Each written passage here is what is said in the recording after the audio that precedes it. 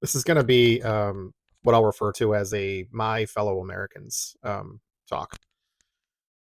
So there is a lot going on in our world right now. The war in Iran that was initiated by Israel and Trump, the Republicans' willingness. It was illegal. Um, it started with, I would argue, it goes back to when Donald Trump, in his first term, ripped up the JCPOA. Um, I'm still trying to get my head around the rationale for that being more than just it was a recognized um, political achievement of significance by Barack Obama. Say what you want about the JCPOA. I'm blanking on the what the acronym means, but basically it was controlling, um, how much, what percentage grade uranium Iran was producing for civilian energy purposes, and had restrictions on, enriching beyond that. It required inspections from the IAEA, which they were in compliance with every single time. I know there was a lot of lies spread around right wing media because it required, um, you know, the release of Iranian funds that we had seized um, through sanctions, um, where we had to give them pallets of cash because they're not part of the global banking system. They're outside of it for a reason, to basically escape more controls by the United States empire, the West, and Israel. Um, it seems like there's even some recognition from Donald J. Trump about that reality now. So we're at war. The right keeps pretending, like Donald J. Trump does, that it's not a war. There have been numerous war crimes. We bombed the Manab school for girls, killed about 160, 170 civilians, um, primarily children. We've bombed civilian infrastructure. Make no mistake, these are war crimes. They're a violation of international law. They're a violation of our own war doctrine. That's not coming from me. That's coming from retired military generals, military advisors for decades. Um, these crimes, if prosecuted, would carry the death penalty, as well as the unlawful boat strikes in the Caribbean. There's been a lot of heinous acts. It seems like we're locked into this illegal war of aggression against a country that posed no threat to us. Iran, after Trump ripped up the JCPOA, they did enrich to higher levels. The rationale for that, because there was nothing in place. There was no agreements whatsoever. They didn't, the Ayatollah Khomeini had declared a fatwa on getting nukes because he said it was in opposition to their religious values. They just said it was unconscionable to have weapons of mass, you know, catastrophe against human beings. You know, despite the lies that have been spread about um, the Muslims and their faith for forever, it's a religion of peace. There are radicals. Those are right wing extremists, and a lot of the radicals have been radicalized because of Israel's violence and our violence, our sanctions, our military actions in the Middle East, Israel's stop Bash, Israel's actions in the Middle East um, for decades. Like, there's been so many crimes against this population, and the way they're treated is just stop. No, I'm gonna have to take him out. So I say all that to say this, right? This conflict is by Israel. It's costing all of us. It's devastating the world economy. It's undermining and devastating our food supply, energy supply. This will kill, um, at some point, millions, if not billions, of people. When you cause at least a partial collapse in our food supply around the world, which is now being poisoned around the United States thanks to the deregulations regime for an industry that is more than happy to use cheaper chemicals that are known to cause cancers, to use PFAS, all of which they don't need to use these things. There are alternatives that even cost less that are safer for human consumption. Our water supply is being poisoned, like with the mass production of data centers. We're being surveilled more than we ever have before. These flock cameras are unconstitutional, and they're going up without our input all over the place in the United States. You can look it up. There's I think the website's called deflock, the US.com. I may have the website wrong. I forget specifically what it's called, but you should look it up. You should go to your council meetings, and tell them how you feel about ISIS activities, DHS generally, with their unconstitutional Gestapo like terrorist behavior against our people in violation of our rights. The data centers that are just being forced upon us. In many cases, the leadership have been signing NDAs, making secretive agreements behind closed doors with these companies. I don't know if these people are getting paid out. I don't know if it's just they're buying the lies of jobs being created, which is only partially true, and that's largely temporary. I can't get on board with what is, in my view, just part of a massive surveillance state to be used against us, watching every one of our actions. We're now having it become mandatory for like cameras that can like read our faces, our emotions, in our vehicles, watching us at all times. The data harvesting has never been this bad. There's been false positive based arrests that are using AI.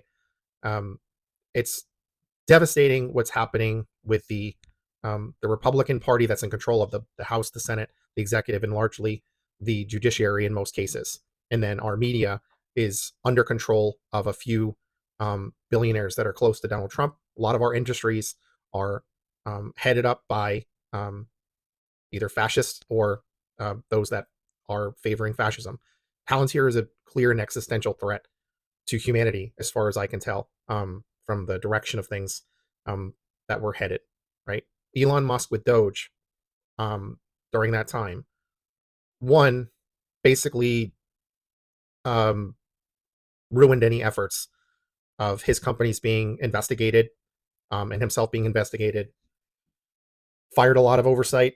Fired, tried to ruin or cut entire departments that are for the people, the administrative state. That's like, how we implement things that were approved by Congress, which is not, having the executive do this stuff is not legal.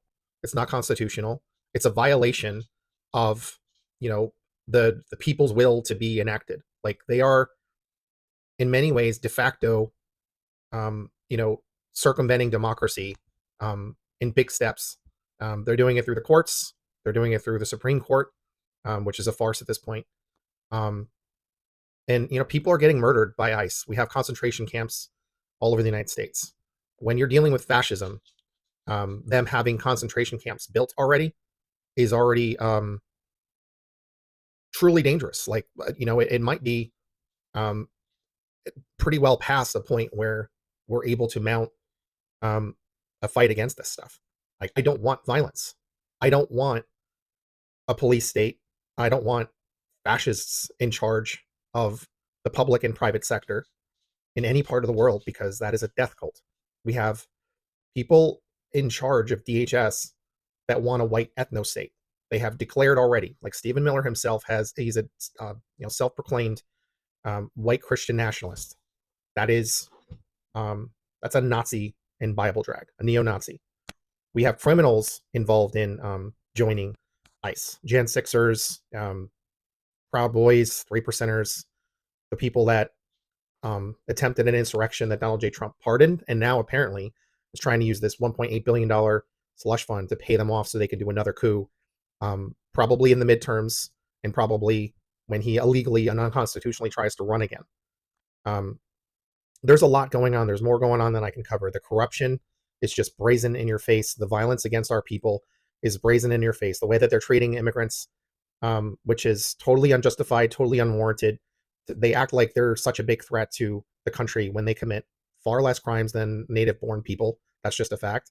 We're not dealing with the fact that like mass migration is largely because of U.S. actions around the world. Our foreign policy, destabilizing a lot of Latin America, sanctions regimes. We have installed 73% of the world's dictators, and we arm and fund them. We arm and fund cartels. Our CIA and other secret agencies, along with Israel's Mossad, MI6 in the UK. These policies of violence and destabilizing other countries, these poor people end up having no opportunities at all, and then they end up coming here, and that becomes a justification for voting for far right fascists that are going to crack down on poor people. That, and then they tell them to do it the legal way when it costs a lot of money to do it the legal way. Takes a long time, and also they've cut a lot of the judges. They cut a lot of the judges. They cut a lot of the lawyers that handle these things, and they also like have cut back on many of the legal ways that people could immigrate here. Um, Apparently, it's the same kind of policy that Israel operates by, where basically they don't see Palestinians as human beings, and they basically expect them to just take the punishment and die quietly. That seems to be what white supremacists expect people that disagree with them to do. MAGA has been saying for a while now, comply or die, or they say F around and find out. When people are just legally observing and objecting to this fascist authoritarian takeover of the United States. We have um, world-renowned experts that left early in this administration, which was unlawful, by the way. They left early because they know, like, one of the things you have to do if you're going to be on the target list, and that is educated folks, that is people that are going to talk to people about what fascism is, what neo-Nazism is, what the origin story for like where the Nazis got a lot of their ideas. It was right out of America, out of the Jim Crow South. From those kind of policies, the way that we've treated immigrants in this country, the way we've treated the indigenous people, which was the worst genocide in the human record that happened right here in America, and that comes from people that are from my family lineage. I have people that were Mohicans in my family, and also people from Europe. Like, they were just looking for opportunities, came to Ellis Island, like so many do. So what I'm trying to say is, I think it's really important that we do all of the things that we have to do to fight back. We have to be loud in our opposition to all of this. We have to be very loud about what we want. Like, what I want is people to look at themselves like they're independents, or at least independently minded, and get together on issues that they want to fight for. Like, fight for universal health care, because that would help all of us and save us a ton of money. And we could be the beacon in the world for healthcare that is just funded by our tax dollars, and we charge the wealthiest more because they are the biggest benefactors to our economy and our society on things that we built, to address some of the things that racism has produced in this country, to be overtly anti-racist, not just anti-fascist. Push your senators and Congress people to pass legislation that says we are an anti-fascist country. We will not support fascist political ideologies because we know how destructive they are. Unfortunately, Democrats were more than happy to, like, in response to Zoran Mamdani winning, or at least in the primary, they said that we're not a socialist country, which is like, that's not how anything works. Like, a free country doesn't just say that an entire political ideology that hasn't harmed anyone, that we've been lying about since the Red Scare days about what socialism is and does.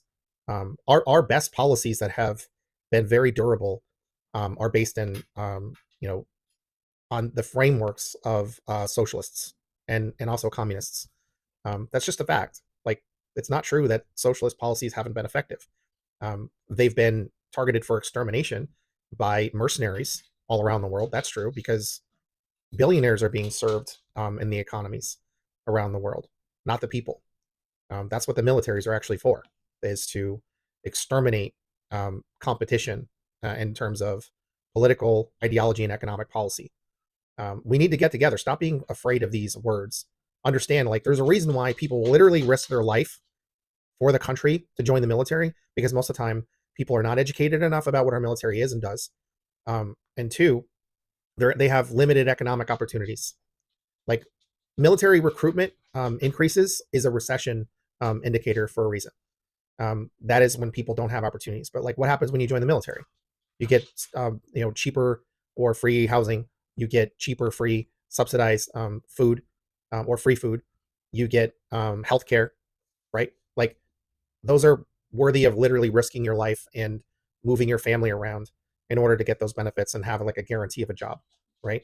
I don't want that to just be for our military. I think that should be applied more broadly. I think we could do civic service roles. I think we should be rebuilding a lot of America, build it out, bring some industries back, like do problem solving, bring people that are able to take a look at a community and figure out like what their needs are, and build things around that and reinvest in our people instead of money getting sucked out of the economy and putting to the fake economy. Um, it's unproductive and it just hurts us. And it also takes away from the tax base, in addition to them getting their tax breaks.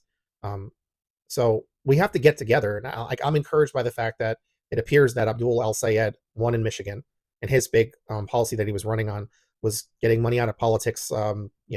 Not serving the corporate donors, not serving what's going on in Israel, and rejecting what AIPAC has been doing in this country for far too long, which should be registered under FARA.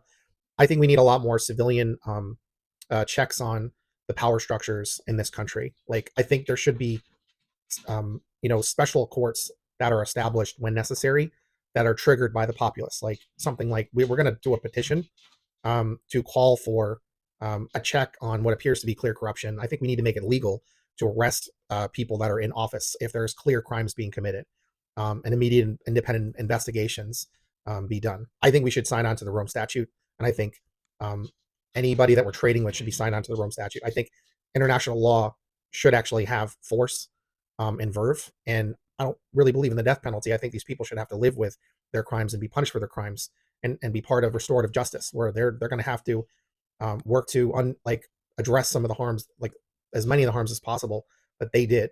They have to be part of efforts to fix it. I believe in addressing the underlying causal factors for where crime comes from, but there needs to be far more checks on power. Like, we're watching just shameless corruption happen, and we're being looted. And I think Americans should be able to get together instead of having these like partisan he said, she said, or whataboutisms or whatever, and false equivalencies, or like this both sides nonsense. When, if we're talking about fascists' crimes against all of us, it should be a very clear cut conversation. There's evidence of crimes. There's evidence of corruption. There's evidence of treasonous, traitorous behavior. There's war crimes. There's crimes against humanity. There's crimes of genocide. And yes, we should arrest those people. I don't care if they're in office. I think it should be anathema to all of us as human beings to allow crimes to continue just because somebody has power, whether it's a CEO or a president, all the way down to these Nazi Gestapo ICE agents. We should be able to be together on this. Let's get together on this stuff. Let's fight back. We are losing our rights. And if we do not do what we have to do, you will not recognize this country in 2 to 3 years. All right, take care.